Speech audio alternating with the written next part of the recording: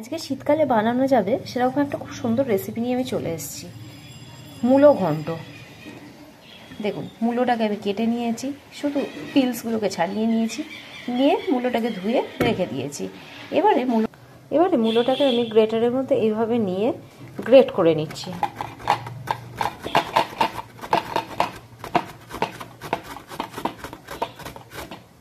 এরকমভাবে আমি এখানে মূলোগুলোকে ঠিক এইভাবে গ্রেট করে রেখে দিয়েছি।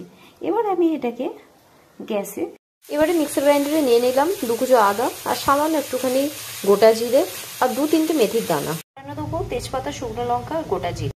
এবারে গ্যাস অন করে গ্যাসের ফ্লেম হাই রেখে একটু তেল দিয়ে দিলাম, তার মধ্যে দিয়ে দিলাম 2টি তেজপাতা, 2-4 কোনা গোটা জিরে আর পুরো চাচা মূলোটা।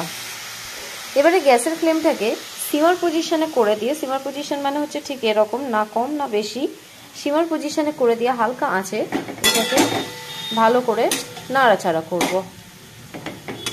মোটামুটি 4 থেকে 5 মিনিট ভালো মতো নাড়াচাড়া করতে হবে।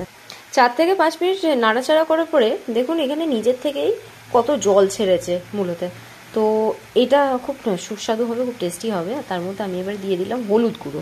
হলুদ গুঁড়ো ঠিক এতখানি দিয়েছি।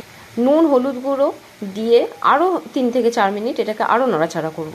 তারপরে দিয়ে দেবো বেটে রাখা জিরে আর আদা বাটা পেস্টটা। এবারে শুধু দিয়ে দিলাম 2-4 দানা চিনি। মোটামুটি 7 থেকে 8 মিনিট টোটাল নাড়াচাড়া করলাম।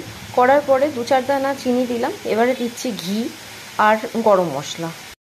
ঘিটা অ্যাড করলাম কিন্তু রান্না নামানোর জাস্ট 3 থেকে 4 মিনিট আগে। এই 3 থেকে 4 মিনিট আগে ঘি আর সামান্য একটু গরম মশলা অ্যাড করে দিলাম, দিয়ে 3 থেকে 4 মিনিট নাড়াচাড়া করে রান্না কমপ্লিট, নামিয়ে দিলাম। টোটাল এটার রান্নার প্রসেস হচ্ছে মূলো ঘন্ট মাত্র 15 মিনিটে রান্না কমপ্লিট। এত ফাস্ট, এত সুস্বাদু সুন্দর রান্না, খেতে দুর্দান্ত টেস্ট। পরের রেসিপি নিয়ে আমি আবার খুব শীঘ্রই চলে আসবো। আজকের জন্য টাটা।